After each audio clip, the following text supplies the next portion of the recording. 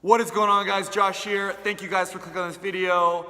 If you guys could like it, share it, and what I want you guys to do is comment down below what type of shoe that you rock and what sport or fitness activity do you do majority of the time. I just got done with a leg workout and a few people DM'd me and commented about my last video that I made about what I recommend for shoes. So I'm gonna first tell you guys what I do, and then I'm gonna give you some recommendations for what you guys should do. First of all, what I would do is figure out what type of shoe you are. So you can go to a place kind of like Running World, Roadrunner, where they actually size you out, and then you can figure out if you're a neutral, if you're a wide, if you're a narrow, and then you can find different brands that will fit your shoe. Then number two, figure out what kind of athlete you are. Are you an endurance runner? Are you a lifter? Are you an Olympic lifter? And then figure out how much money you want to spend on either of those. You can use one pair of shoe for all of them, or you can be like me and think of it as an investment and have about 6 pairs of shoes, and then they'll last a lot longer. So for me, I'll tell you guys what I do. I'm mediocre at a lot of things, but I like to power lift. I'm working on my Olympic lifts. I'll run time to time. I like to bodybuild. I like to do Spartan trainings, and I like to do CrossFit style workouts. So my everyday shoe that I wear the most of is gonna be a Minimus shoe. So this is actually 6 years old. I love these. So these are very soft, but they have minimal heel on this. They're really dirty. Like I said, I've had these for 6 years. So this type of shoe, I feel good squatting in, I feel good running up to about 3 miles, and that's majority of my training. So this is kind of like an everyday shoe I can go to the gym. The next step up from that is going to be a Metcon shoe that's like this one that I've worn before, is the Innovates. You can also get the Reebok CrossFits. A few of my clients like those too as well. So this is a little bit stiffer than that one. And this one is gonna feel a little bit better squatting and deadlifting, and that's what I did in my video here today on my leg day. So I would not recommend going any more than a sprint, even a mile or so. They're not meant for running. And then a step up from there is gonna be like a Olympic lifting shoe. So I actually don't really wear these that much. I bought them about 5-6 years ago. I very rarely use them.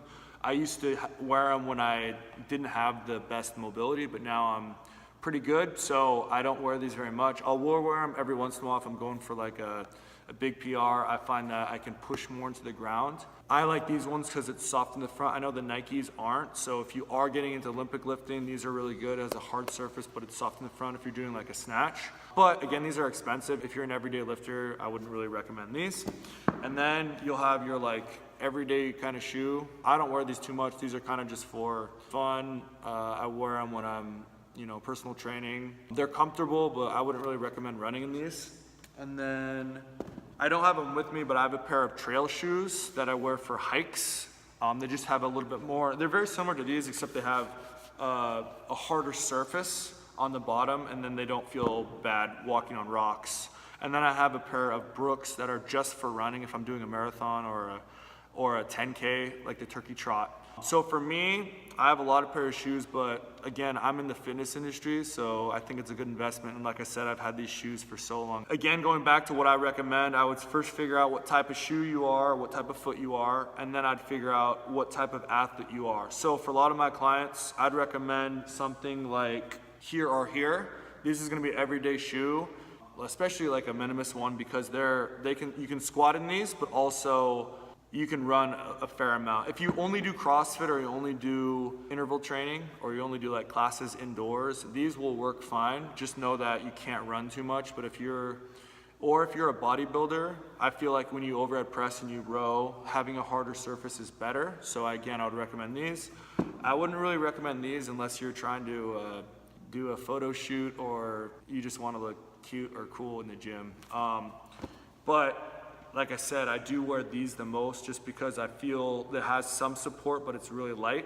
And again, it'll depend on your sport, so figure out what sport you play the most. So if you're a Spartan athlete, they have some really cool Spartan shoes that you can get. If you're a runner, obviously get a running pair of shoes. I do barefoot a lot because I have my own gym here, but majority of people don't have access to their own gym and they can't just wear no shoes. So if you're squatting or deadlifting, I do recommend going barefoot. So feels amazing. So yeah, figure out those 3 things and then go from there. Figure out, and then the last one is figure out how much money you want to spend. I believe you should spend money because it feels so much better when you're working out. And then if you have more shoes, they won't get ruined too much because you're flip-flopping them through different workouts. What I did here today, I just did 3 movements.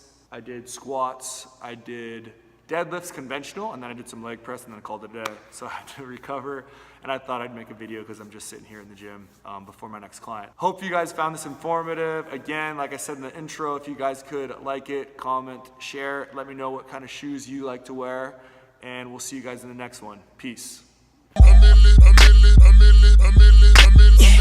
Mac, I'm gone.